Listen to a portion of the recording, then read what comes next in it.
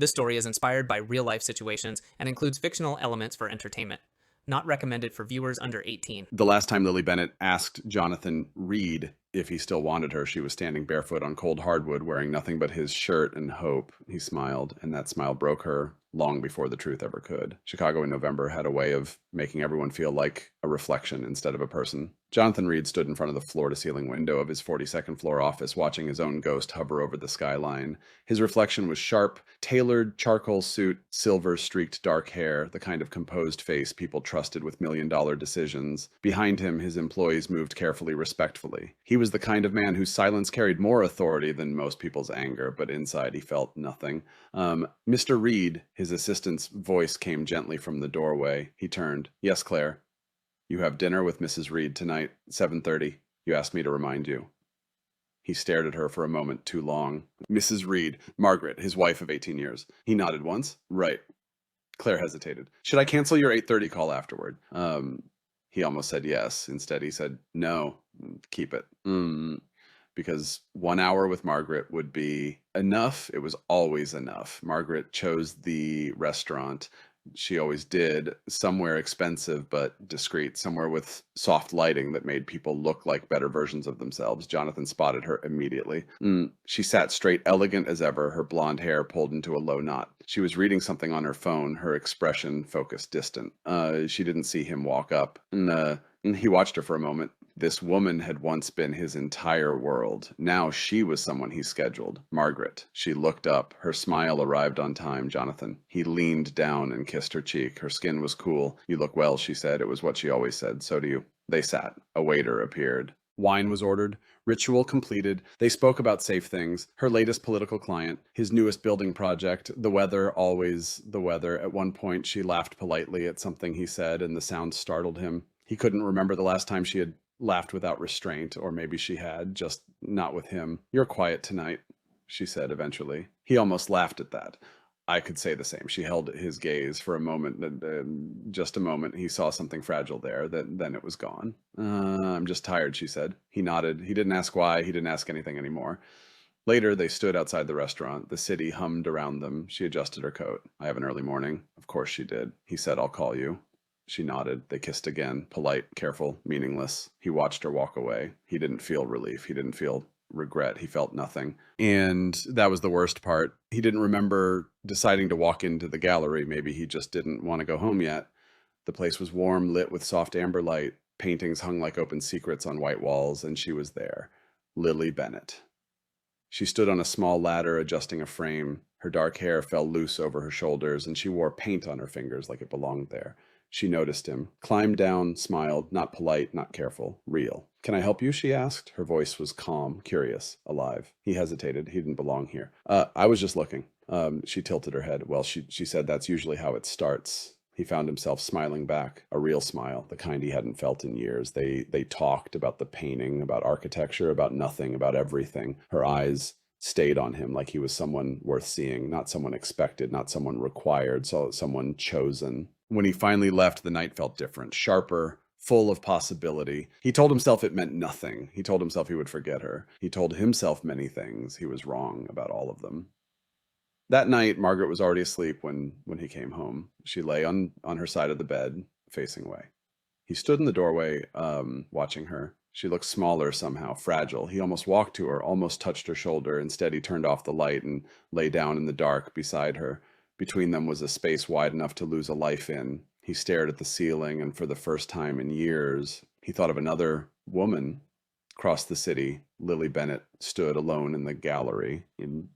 She checked her phone, no new messages. She didn't know why she had expected one. She didn't even know his last name, but she remembered his eyes, lonely, recognized, lonely.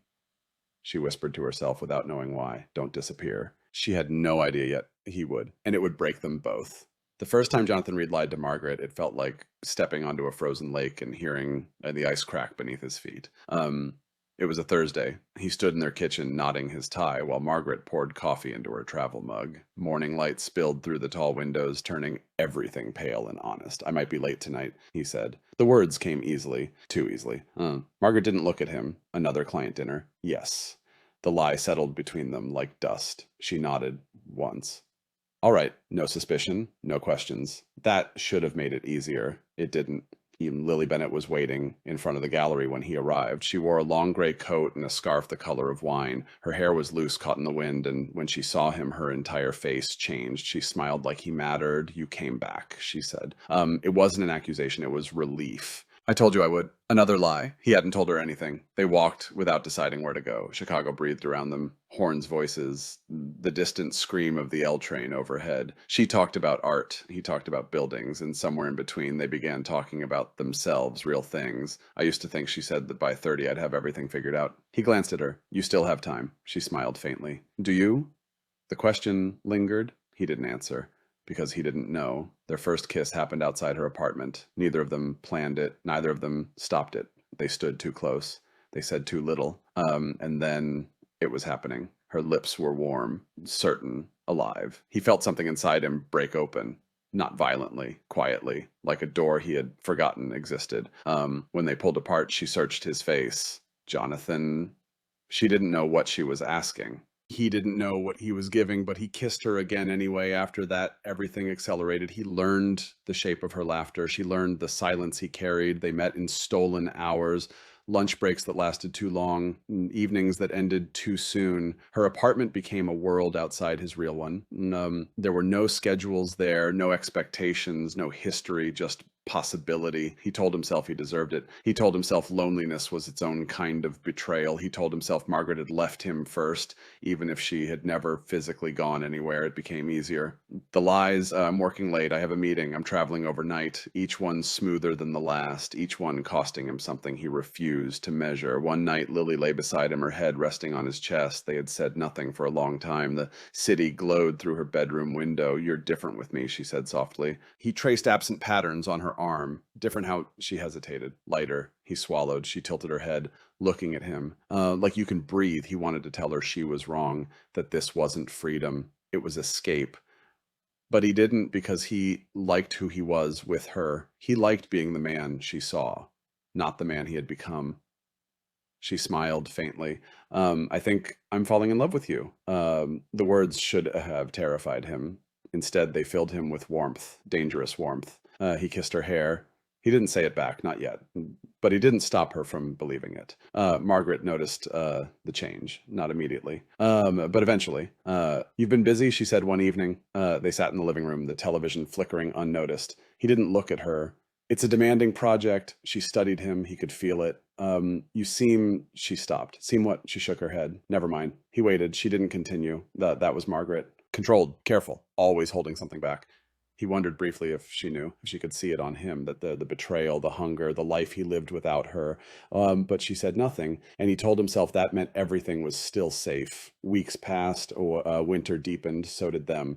One night, Lily showed him a photograph. It was a small house, white, simple. Someday, she said, I want something like this. He smiled. It's nice. She looked at him, not at the photo. Not you. I think you'd like it too. The implication hung between them. He felt it, the future she was building, brick by brick, with him inside it. He should have stopped her. He should have told her the truth. Instead, he kissed her, because it was easier than breaking her heart, because it was easier than facing his own. Later, after she fell asleep, Jonathan lay awake. He stared at the ceiling. Her hand rested against his chest. Trusting and certain, he thought of Margaret. Alone in their house. He thought of vows, promises, time. He thought of the man he used to be. He barely recognized him anymore. And somewhere deep inside, he knew this couldn't last. But he also knew he wasn't ready to lose it. Not yet. Across the room, Lily stirred in her sleep. She dreamed of a future she believed was already hers. She didn't know it was built on borrowed time. She didn't know love could disappear without warning. She didn't know that someday soon she would ask him a question, and his smile would be the cruelest answer of all. It began with a message he didn't answer. Jonathan saw Lily's name light up his phone while he was sitting at his desk, the late afternoon sun turning his office into a box of gold and shadow. Lily, are you free tonight? I miss you. He stared at the words, simple, dangerous. He didn't reply. He told himself he was busy. He told himself he'd answer later. He told himself many things. Instead, he flipped the phone over face down like he could suffocate the part of himself that needed her. But the silence didn't bring peace. It brought something worse. Guilt. 3 days earlier, Margaret had forgotten her scarf. That was how it started. It was draped over the back of a dining chair, soft blue cashmere. He noticed it when he came home late, the house quiet except for the low hum of the refrigerator. He picked it up. It smelled like her, clean, familiar, and something else, something sterile. Hospital. He frowned. Margaret hated hospitals. He told himself it meant nothing. He told himself not to think about it, but he did. The next morning, Lily called. He watched the phone vibrate. Her photo filled the screen, laughing, her head thrown back, sunlight caught in her hair. He let it ring. It stopped. A moment later, another message. Lily, did I do something wrong? His chest tightened. He typed a reply, stopped, deleted it. What could he say? He didn't even understand it himself. Something had shifted, something he couldn't name. Margaret was already gone when he woke up. She'd left early. She always left early. But that day, something pulled him toward her home office. He hadn't been inside it in months. He stood in the doorway. Everything was neat. Margaret believed in order, control. He didn't know what he was looking for. They knew he was looking. He sat in her chair, opened her desk drawer, pens, notebooks, nothing unusual. He almost closed it. Then he saw the envelope, white, unmarked except for her name, Margaret Reed. His hands hesitated. He knew he shouldn't open it. He knew it wasn't his, but something inside him already had. He slid the paper out. The letterhead read, Northwestern Memorial Hospital. His stomach dropped. He scanned the words. Clinical, cold, unforgiving, biopsy results, malignant. Stage 3. The room tilted. He read it again. And again, as if repetition might change the outcome. It didn't. Margaret was dying, and she hadn't told him.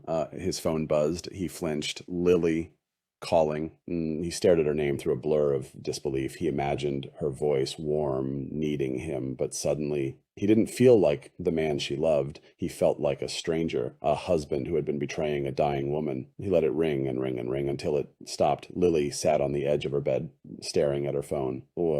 She had counted 6 calls, 3 messages, no answer. Her stomach churned. This wasn't like him. He was careful, consistent, present, always present. She replayed their last night together in her mind, his hands on her skin, his voice in her ear. Nothing had felt wrong. Nothing had warned her. So why did it feel like he was disappearing? She typed another message, stopped, deleted it. She refused to beg. She waited 5 minutes, 10, an hour, nothing. The silence grew teeth. Jonathan sat in his car outside his office. He hadn't gone inside. He hadn't gone anywhere. The letter lay on the passenger seat. Margaret's secret, her suffering, her loneliness.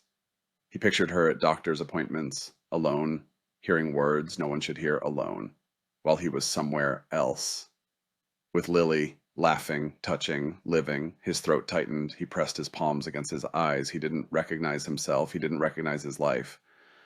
His phone buzzed again, a message. He knew it was Lily before he looked. Lily, please just tell me you're okay. He stared at the words. She wasn't asking if she was okay. She was asking if he still existed. He wanted to answer. He wanted to drive to her. He wanted to forget everything. Instead, he turned the phone off, and the silence became absolute. Margaret came home late that night. Jonathan sat in the dark living room, waiting. She stopped when she saw him. You're home early. He watched her, really watched her.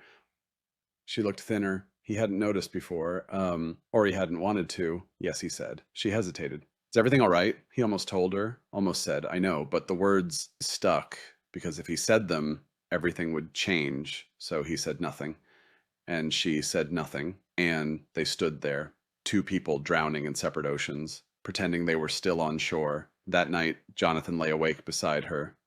She slept with her back to him. He wanted to touch her. He didn't. He didn't know if he still had the right.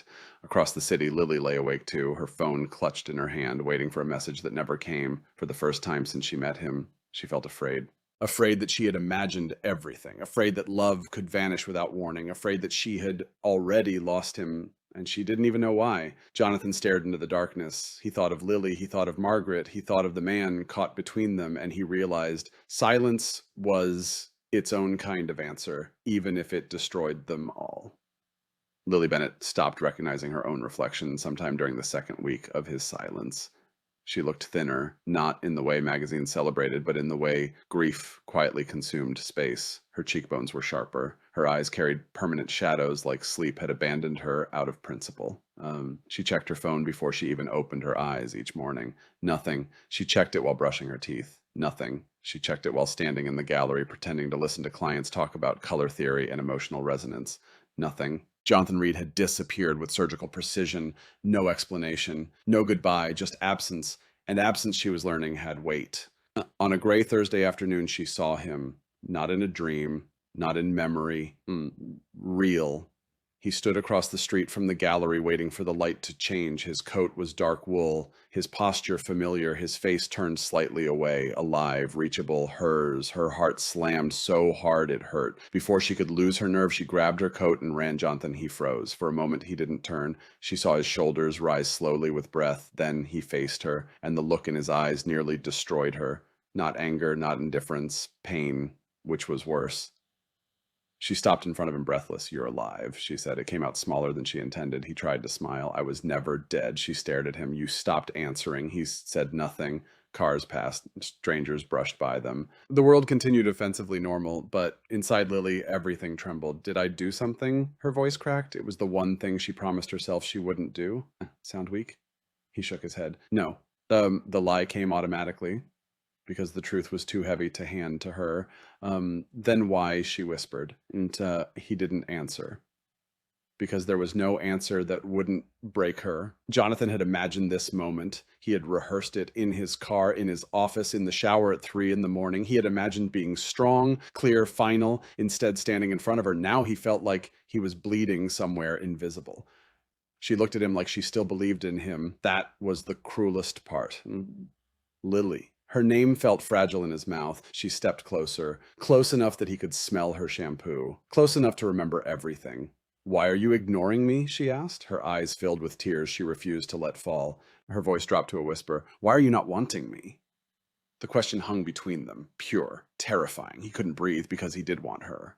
That was the problem. He wanted her while his wife was quietly dying in the next room. He wanted her while Margaret carried her suffering alone. He wanted her while becoming someone he despised. So he did the only thing he could do. He smiled, a small smile, soft, empty. It was not an answer. It was a shield, and Lily felt it. She stepped back like it had struck her. "Don't," she said. Her voice broke completely now. "Don't smile like that." He didn't know how to stop, because if he stopped smiling, he might tell her everything. He might collapse. He might beg her to understand something he didn't understand himself. "I'm sorry," he said instead. The words were useless. She laughed weakly, a sound full of disbelief. Sorry for what? He had no right answer, so he gave her none. Inside Jonathan's chest, guilt moved like a living thing. He saw Margaret sitting in sterile hospital light. He saw Lily standing in front of him, now breaking. He had done this. He had created a world where everyone lost. "I thought," Lily began. She couldn't finish. Her hands trembled. "I thought I meant something to you." He closed his eyes briefly. "You do." Another useless truth, because meaning wasn't enough, not anymore. Her tears fell now, silent. He wanted to wipe them away, and he didn't move because he didn't trust himself to stop. She swallowed. "Something to fill your time now." He answered immediately. Too quickly. Because that part at least was true. She had never been nothing. She had been everything at the wrong time, but timing didn't make pain smaller. It only made it crueler. "Tell me the truth," she whispered. He couldn't because the truth wasn't his alone to tell. Margaret's illness was her secret, her choice, her dignity. He would not steal that from her, too. So he gave Lily the only thing he had left, silence. And that smile, God, that smile. She hated it. She hated him. She loved him all at once. "You're a coward," she said softly. He nodded because she wasn't wrong. She waited, one last chance, one last moment for him to fight for her. He didn't, he couldn't, and that was her answer. She stepped back again, putting space between them, between everything they had been. "Okay," she said, such a small word, such a devastating one. He felt something inside him fracture. She wrapped her arms around herself like she was cold. "I hope," she said, her voice barely audible. "She was worth it." He flinched because she didn't even know the truth. She thought this was about another woman. She didn't know it was about death and guilt and love that had never fully died. She turned away. He watched her walk, every step a separation he deserved. He wanted to call her name. He didn't, because loving her meant letting her hate him, if that was what it took to set her free. Lily didn't look back. Not once. Because if she did, she might run to him and she would not survive losing him twice. Jonathan stood alone on the sidewalk. People passed him. him. Cars moved, life continued, but inside, like, he was drowning. And the worst part was he had chosen the water. That night, Margaret slept beside him again, fragile, mortal. He lay awake staring into darkness. He realized something then. Lily had asked him a question, and he had answered with a lie. Not because he didn't love her, but because he did. And sometimes love didn't save you. Sometimes it destroyed you. Jonathan Reed learned about his son by accident. It was a Sunday morning that felt too quiet. Margaret was still asleep upstairs, her breathing faint through the cracked bedroom door. He had grown used to listening for it without meaning to. Every inhale was proof she was still there, and at every exhale a borrowed mercy. He stood alone in the kitchen, staring at his coffee as it went cold. His phone buzzed. Not Lily. It hadn't been Lily in 12 days. It was a name he hadn't seen in almost 3 years. Noah, his son. Jonathan froze. For a moment, he just stared, his thumb hovering above the screen like touching it might break something fragile. Then he opened the message. Noah, I think we need to talk. Jonathan frowned. Noah never said things like that. Their conversations, when they happened at all, were stiff, obligatory, holiday texts, one-word replies, emotional distance passed down like inheritance. Jonathan typed about what the response came almost immediately. Not over text. Then after a pause, it's about her. Jonathan's stomach dropped. Her. There was only one possibility. Lily, they met that afternoon in a small bar near the river. Neutral territory, no history, no memories. Noah Reed was 22 now, taller than Jonathan, broader. His face still carried traces of the boy he used to be, but his eyes had hardened into something older, something guarded. He didn't hug his father. He didn't smile. He just sat. Jonathan did the same. For a moment, neither spoke. Then Noah said, how long? Jonathan's throat tightened. How long? What Noah laughed once, bitter. How long have you been seeing her? The word seeing sounded like an accusation. Jonathan's mind raced. How do you know Lily? Noah leaned back, studying him. She messaged me. The world tilted. What? Noah reached into his jacket, pulled out his phone, and slid it across the table. Jonathan looked. It was Lily's profile, her name, her photo, her words. Lily. Hi, you don't know me, but I think I know your father. His hands went cold when Jonathan asked quietly. A month ago. A month. She had been talking to his son while still lying in his bed. Why? Jonathan asked. Noah's jaw tightened. She said she wanted to understand you. The words felt like betrayal, or maybe exposure. Jonathan didn't know which was worse. I didn't tell her much, Noah added. At first. Jonathan looked up sharply. At first, Noah met his gaze. She asked about your marriage. Jonathan couldn't breathe. She asked if you were happy. Silence swallowed the space between them. And then Jonathan asked. Noah hesitated. Then she stopped replying. Jonathan felt something fractured deep inside his chest because he knew exactly when that had been, right when he started pulling away, right when everything began to collapse. That night he went to her apartment. He didn't plan to. He didn't decide. His body just knew the way. The building looked the same. Her window was lit. She was home. His heart pounded as he knocked. Once, twice. He almost left. Then the door opened. Lily stood there. She looked like she hadn't slept in weeks. Her eyes widened. Jonathan. His name sounded like a wound. They stared at each other. So much pain. So much unfinished truth. Why? He asked. Her brow furrowed. Why what? Why were you talking to my son? The words came out sharper than he intended. Her face went pale. Yes. Silence. She looked away. I was curious. Curious. The word tasted like poison. He's my son. I know. Then why?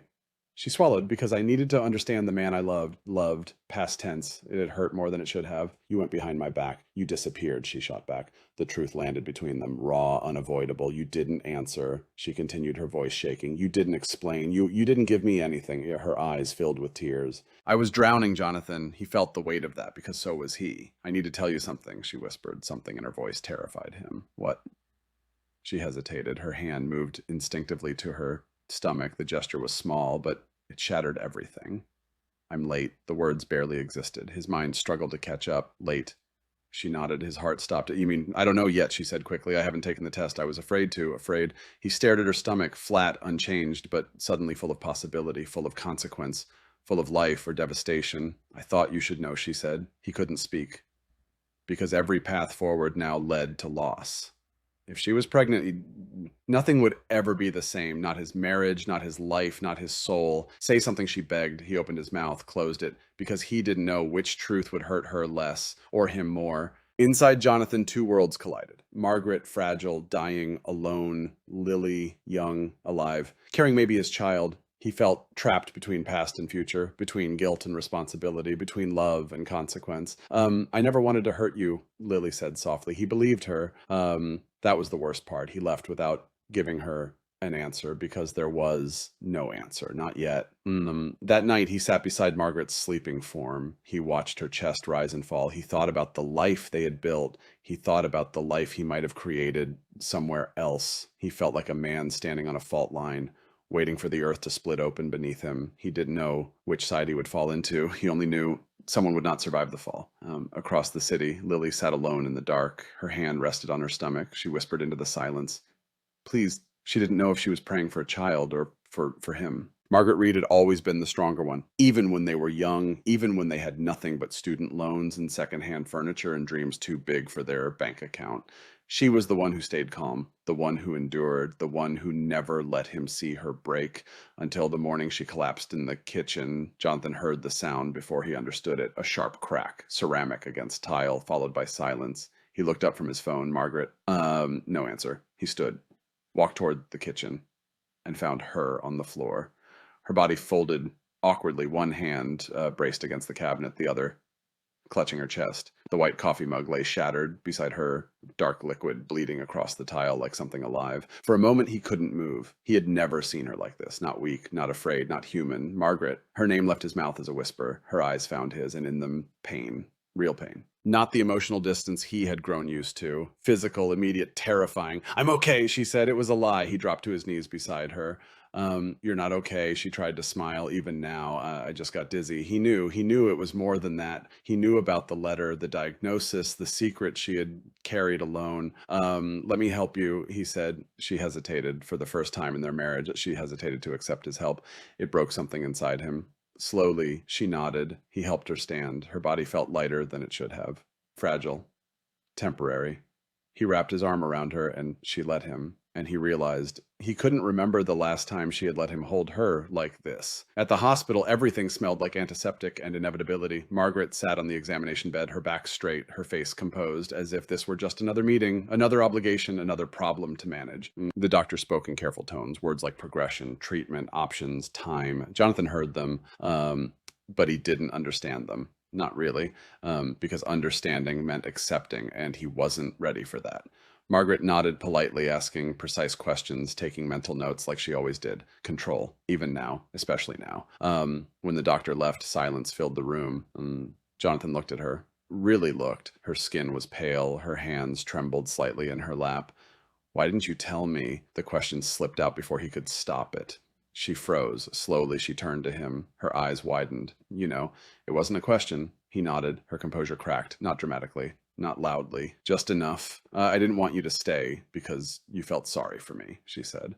The words pierced him. "I didn't want to become your obligation." He felt sick because she already was his obligation, his wife, his promise, his past, his guilt. "You were already leaving," she added softly. He flinched because she knew maybe not everything, but enough. "I saw it," she said. "The distance, the way you stopped looking at me." Her voice trembled, "But I couldn't bear to watch you stay out of pity." Jonathan couldn't breathe. "I wasn't." She raised her hand, stopping him. "Please," she whispered, "don't lie to me now." So he didn't. He said nothing, because silence was the closest thing he had to honesty. His phone buzzed in his pocket. He knew who it was. He didn't look. Margaret noticed. "You should answer." Her voice was calm, too calm. He shook his head. "It's not important." Another lie. She smiled faintly. "You were never good at lying." The words stayed with him. He didn't answer Lily's call, or her second, or her third, but he read her message. "Lily, I can't do this anymore." His chest tightened. Another message came. "Lily, you don't get to disappear and come back whenever it's convenient for you." Another. "Lily, I need you to choose." He stared at the words, choose, as if it were that simple, as if choosing one didn't destroy the other. His phone rang again. This time he answered. "Jonathan." Her voice was shaking. He closed his eyes. "Lily." Silence. "Then I took the test." His heart stopped, and she inhaled sharply. "I'm pregnant." The world ended quietly. "I need to see you," she said. He didn't answer. "Please," she whispered. "I can't do this alone." Alone is the same word Margaret had been living, the same word he had caused. "I need to know," she continued, her voice breaking completely now, "if I matter to you." He thought of Margaret in the hospital bed, fragile, dying. He thought of Lily, alive, carrying his future. I can't be your secret anymore, she said. He felt himself breaking. You have to choose me, choose me, choose me, choose me. The words echoed inside him. Margaret, Lily, past, future, love, guilt, life, death. I'll be at the apartment, Lily said. Then she hung up. Jonathan sat alone in the hospital hallway, his phone still in his hand, his heart no longer his own. He realized something then. This was the breaking point. There was no more time, no more silence, no more lies, only choice and consequence. Inside the hospital room, Margaret sat alone, waiting for him, for the truth, for whatever was left of them. Jonathan didn't know which life he was about to lose. He only knew he deserved to lose something. Jonathan Reed stood outside Lily's apartment for a long time before he knocked. He could hear his own heartbeat in the quiet hallway, each second stretched heavy with consequence. Inside that door was the future. Inside that door was the end. He wondered not for the first time how two truths could exist at once, that he loved her and that he could not stay. He knocked once. Soft. He almost hoped she wouldn't answer. But she did. Lily looked smaller than he remembered, not physically. Spiritually, like something inside her had been hollowed out and left fragile. Her eyes dropped immediately to his face, searching, measuring, hoping. You came, she said. Her voice carried the ghost of relief. Jonathan nodded. He couldn't trust himself to speak yet. She stepped aside. He entered. Everything was familiar. The couch where they had spent entire Sundays, the window where she liked to stand at night, the kitchen where she had once danced barefoot, laughing, pulling him into her gravity. He had belonged here once. Now he was an intruder. She closed the door. The sound felt final. Well, she asked. Her hand rested unconsciously on her stomach again. The gesture nearly broke him. I went to the doctor this morning, she added quietly. He forced himself to ask, and she held his gaze. I'm pregnant. The word existed between them, living, breathing, unavoidable. He nodded slowly. He had known. He just hadn't been ready to hear it. A long silence followed. Then she asked the only question that mattered. Are you going to stay? Her voice trembled, not weak, terrified. He saw her future in her eyes, a small house, morning light, a child with his name, a life built from the ruins of everything else. He wanted it. God help him. He wanted it, but wanting wasn't the same as choosing. He swallowed. Lily, she froze. She heard it already in his tone, in his hesitation, in his grief. No, she whispered. He stepped closer. I'm so sorry. She shook her head. No, as if denial could undo reality. I love you, he said. The truth arrived too late to save anything. Her face crumpled. Then why? The same question. Always the same question. He had an answer now. My wife is dying. The words fell like glass. Lily stared at him. All the anger, all the pain, all the betrayal. Paused. What, she has cancer, he said. Saying it aloud made it real in a way nothing else had. She didn't tell me. I found out by accident. Lily's lips parted slightly. Her eyes filled, not with hope, not with relief, but with something worse. Understanding. And you're choosing her, she said. Not accusing, just stating. He nodded. Yes, the word destroyed them both. She wrapped her arms around herself as if trying to hold her own heart in place. And what about me? She whispered. He had no answer that wasn't cruel. I will take responsibility, he said. The moment the words left his mouth, he hated himself. Responsibility. Such a cold word, such a small offering. Her laugh came out broken. I don't want your responsibility. She looked at him like she had never seen him before. I wanted you. He closed his eyes because that was the one thing he couldn't give her. Not anymore. You should go, she said. He didn't move. Please, she added. He stepped toward her, stopped. There was nothing left to fix, nothing left to say. I'm sorry, he whispered. She didn't answer. He turned, walked to the door. Each step heavier than the last. He paused with his hand on the handle. He almost turned back, almost chose differently, almost destroyed everything.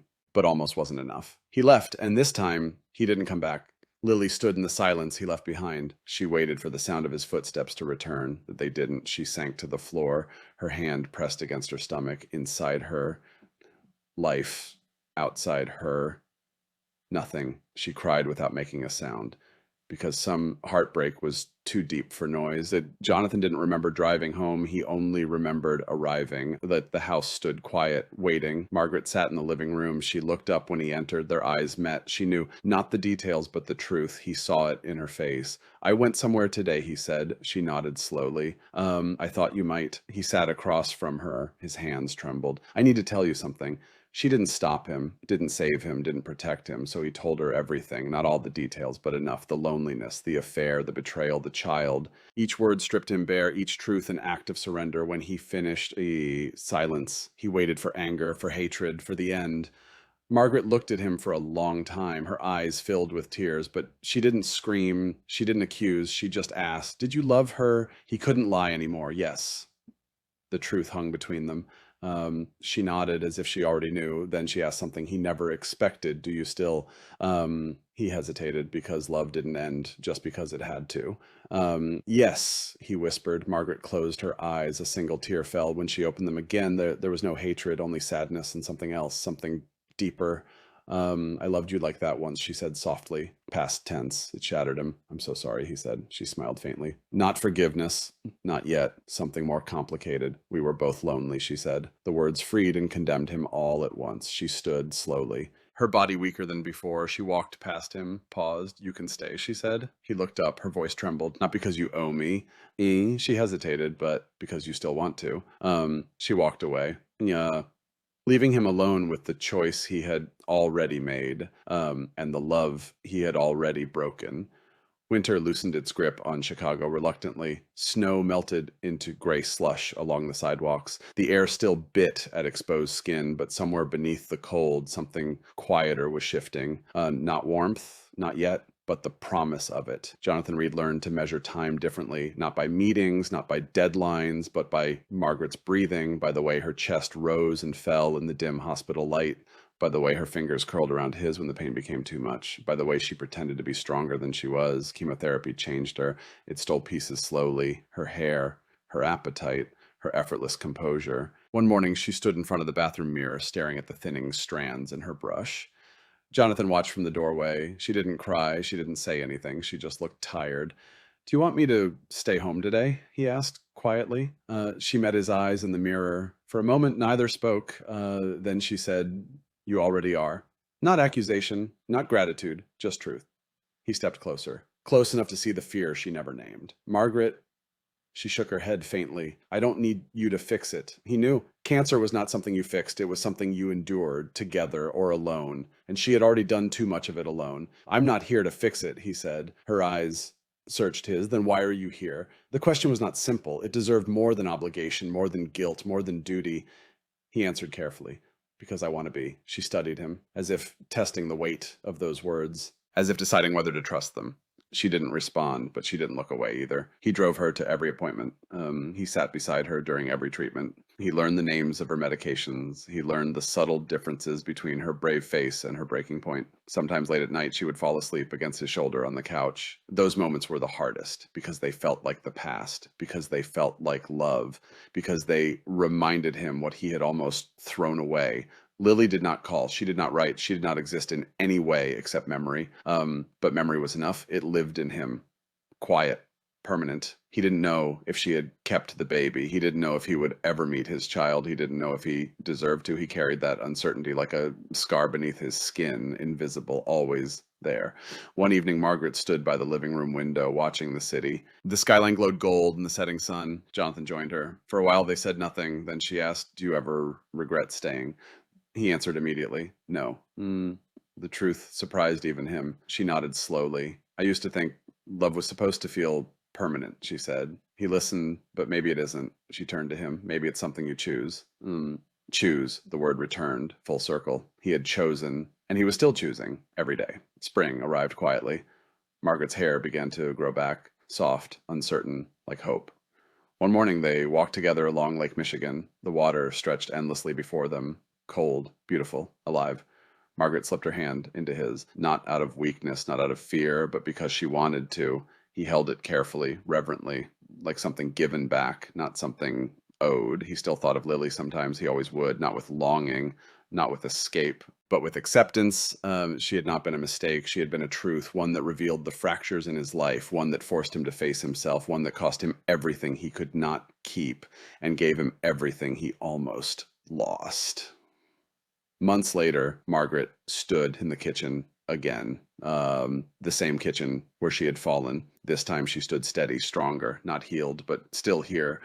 She turned to him. "You're smiling?" He hadn't noticed. He touched his face unconsciously. She was right. He was smiling, not the empty smile he had given Lily, not the coward's shield. This smile was different, quieter, honest. I guess I am, he said. She studied him. Why? He thought about it. About loss, about love, about consequence, about the man he had been and the man he had chosen to become. Because I'm not running anymore. Margaret didn't answer. She didn't need to. She stepped closer, rested her head briefly against his shoulder, and he understood something then. Love was not the fire that consumed everything. Love was what remained after the fire, the structure that stayed standing, scarred, but still home. That night, Jonathan lay beside her in the dark, not separated by distance, not divided by silence, just there, present. He listened to her breathing, steady, alive. He knew the future was uncertain. He knew forgiveness was not a single moment. It was a lifetime. He knew some consequences never disappeared, but for the first time, he was not afraid of them, because this time he wasn't smiling to hide. He was smiling because he understood staying was not weakness. Staying was love.